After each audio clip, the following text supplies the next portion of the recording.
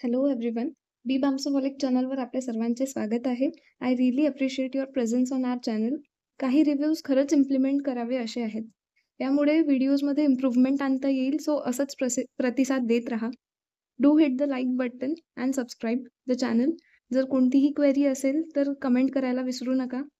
Notes आणि further हेल्पसाठी तुम्ही इंस्टाग्रामवर बी बाम्सोहॉलिक चॅनलला फॉलो करू शकता. So let's get ahead with काल निरूपण. काल निरूपण 5 मार्क्ससाठी एस-ए-क्यू म्हणून विचारलं जाऊ शकते आणि एम-सी-क्यू येतातच. काल शब्दाची उत्पत्ती कला शब्दाला ककार व अकार आणि ली धातूला लकार लागून कार्यशब्द बनत असतो. काल हा एक अमूर्त द्रव्य आहे. आपल्याला माहिती आहे की 9 कारण द्रव्य आहे. त्यापैकी अमूर्त आणि मूर्त असे 2 प्रकार घडतात. अमूर्त द्रव्य म्हणजे काय? ज्यांच्या परमाणू नसते. म्हणजे त्यांच्या उत्पत्तीसाठी परमाणू रिस्पॉन्सिबल नाही आहे. त्यामुळे ते एक आहे, विभू आहे आणि नित्य आहे. परिभाषा सांगितलेली आहे. अतीतादी व्यवहार हेतू कालः स च एको विभू नित्यश्च. भूतकाळ, वर्तमान काळ आणि भविष्य काळामध्ये जे कुठले ज्ञान होते हे केवळ काळामुळे आपल्याला लक्षात येते. सूक्ष्म म्हटलेलं आहे काळाला, गतिशील म्हटले आहे म्हणजे काळ कधीही थांबत नाही, लक्षात येत नाही. धर्माधर्म रूपाने अशुभ शुभ कार्य करणारा असतो. म्हणजे कुठल्याही काळामध्ये धर्म अधर्माला अनुसरून शुभ अशुभ असे कार्य घडत असतात. त्याच्यानंतर काळाचे लक्षण सांगितलेले आहे. एकाच वेळी, लवकर, काही वेळाने आपण जेव्हा अशा शब्दांचा प्रयोग करतो तेव्हा आपल्याला काळाचा प्रत्यय येऊ लागतो. बाल्यावस्था, युवावस्था आणि वृद्धावस्था ह्यामध्ये फरक दाखवणारे सुद्धा काळच आहे. त्यानंतर काळाचे स्वरूप अतीतादी व्यवहार असाधारण कारणत्वम कालम. काल एक आहे, विभू आहे, नित्य आहे, अनादी आहे. नित्य का बरं आहे? कारण की त्याच्या नाशाला आणि उत्पत्तीला कुठलेही कारण नाहीये. म्हणजे त्याचं अस्तित्व नेहमीसाठी बनून राहतो, त्यामुळे नित्य म्हटलेले आहे. अनादी कारण त्याची सुरुवात कुठून झाली आपल्याला माहिती नाही. अनंत शेवट कुठं राहील ते माहिती नाही. ह्या सगळ्यांमुळे सर्व कार्याची उत्पत्ती, स्थिती आणि विनाशाला कारणीभूत म्हणजे काल आहे. कुठल्याही गोष्टीच्या उत्पत्तीला, स्थितीला आणि विनाशाला काल कारणीभूत आहे. स्वयं उत्पन्न होत नाही म्हणून उत्पत्ती व विनाश नाहीये. उपाधी भेदाने त्याचा आपल्याला प्रत्यय येत असतो.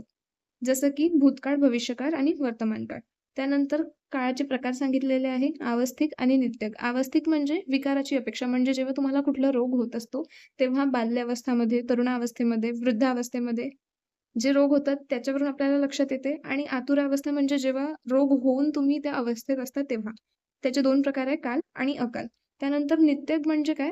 तर ऋतुसाधण्याची अपेक्षा. की मास आहेत. मासमुळे ऋतू बनतो. ऋतूने संवत्सर म्हणजे वर्ष आणि वर्षात उत्तरायण, दक्षिणायन असते. उत्तरायणमध्ये शिशिर, वसंत, ग्रीष्म हे ऋतू असतात आणि दक्षिणायनमध्ये वर्षा, शरद, हेमंत ऋतू असतात. तर अशा प्रकारे काळाचे प्रकार सांगितले आहेत. त्यानंतर काळाचे गुण 5 सांगितलेले आहे. सांख्यादी पंचकम कालः. प्रशस्त पादांनी काळाचे 5 गुण सांगितलेले आहेत. ते म्हणजे संख्या, परिणाम, पृथकत्व, संयोग आणि विभाग. संख्या एक असून उपाधिभेदाने अनेकत्व आढळते, जसं आपण सुरुवातीला बघितलं. त्यानंतर परिमाण विभू असल्यामुळे महत्परिमाण आहे. त्यानंतर पृथकत्व, वेगळेपणा, इतर द्रव्य आणि पदार्थांपेक्षा काळ वेगळे असल्यामुळे त्याला पृथकत्व सिद्ध होतो.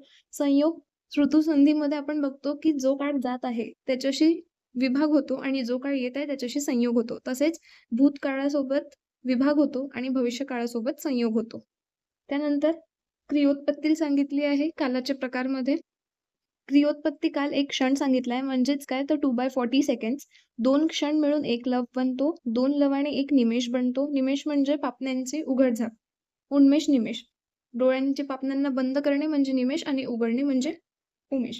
त्यानंतर 15 निमेषाने 1 काष्ठा बनते. 30 काष्ठा मिळून 1 कला बनते. जेव्हा 60 कला एकत्र येतात तेव्हा 1 घटका बनत असते. 2 घटका मिळून 1 मुहूर्त म्हणजे 48 मिनिटं बनतात. त्यानंतर 7.5 घटका मिळून 1 प्रहर बनतो. एका प्रहरामध्ये 3 तास असतात. त्यामुळे 8 प्रहर जेव्हा एकत्र येतात 24 तास बनते म्हणजे 1 अहोरात्र. 15 अहोरात्र जेव्हा एकत्र येतात तेव्हा 1 पक्ष बनत असतो. 2 पक्ष मिळून 1 मास बनतो. त्यानंतर 2 मास मिळून 1 ऋतू बनत असतो.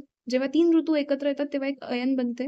त्यानंतर 2 अयन मिळून 1 संवत्सर बनतो म्हणजेच काय 1 वर्ष. 100 वर्ष एकत्र मिळून 1 शतक म्हटले जाते. जेव्हा 4 युगे एकत्र येतात तेव्हा त्याला 1 चौकडी म्हटले जाते. 1000 चौकडी जेव्हा एकत्र येते तेव्हा त्याला ब्रह्मदिन म्हटले जाते. जेव्हा ब्रह्माचे 100 वर्ष पूर्ण होऊन जाते तेव्हा सृष्टीप्रलय येतो, असं पदार्थ विज्ञानाच्या बुकमध्ये दिलेलं आहे आणि हे वायवामध्ये विचारले जाऊ शकते. त्यामुळे तुम्हाला हे लक्षात ठेवावं लागेल. MCQजमध्ये सुद्धा विचारले जाऊ शकते. त्यानंतर कालाची आयुर्वेदिक उपयोगिता आणि महत्त्व काय आहे?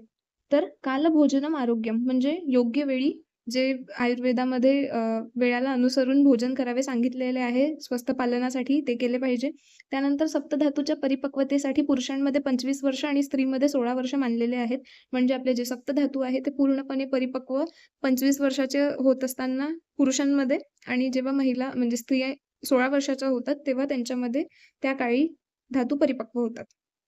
घृत, मध जेवढे जुने वापरले तेवढे ते गुणकारी ठरतात. त्यानंतर दीर्घ व चिरकालीन असणारे जे रोग आहेत त्यांना असाध्य आणि स्थायी रूपाचे मानले जाते. आणि असाध्य स्थायी रूपाचे माहीत असलेले का बरं? कारण त्याच्यानंतर त्या रोगाची चिकित्सा करावी की नाही हे ठरवता येते.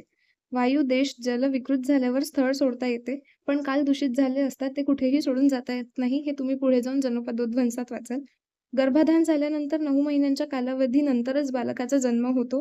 हे आपण शरीर रचनामध्ये वाचलेलं आहे. त्यानंतर वायूचा प्रकोप वर्षा ऋतूमध्ये होतो, पित्ताचा प्रकोप शरद ऋतूमध्ये होतो, कफाचा प्रकोप वसंत ऋतूमध्ये होतो. काळानुसार त्रिदोषांचा प्रकोप सांगितलेला आहे. त्याप्रमाणे संचय प्रसार सुद्धा सांगितलेले आहे. काळाचा औषधीवर देखील परिणाम होतो. जेव्हा आपल्याला औषध निर्माण करायचं असते, तेव्हा काळ एक महत्त्वपूर्ण घटक असते. चूर्ण बनविल्यानंतर ते 6 महिन्यांपर्यंत वापरू शकता. स्वरस नुकताच काढला जातो, ताजा वापरलेला कधीही श्रेष्ठ. आसव आणि अरिष्ट जेवढे जुने वापरले तेवढे चांगले. रात्रीचर्येनुसार योग्य काळात निद्रा घेणे आरोग्यकारक ठरते आणि स्फूर्ती उत्पन्न करणारं. त्यानंतर ते थकवासुद्धा दूर करते. बाल्यावस्थेमध्ये कफाचे, तरुणावस्थेमध्ये पित्ताचे आणि वृद्धावस्थेमध्ये वाताचे प्राधान्य असते.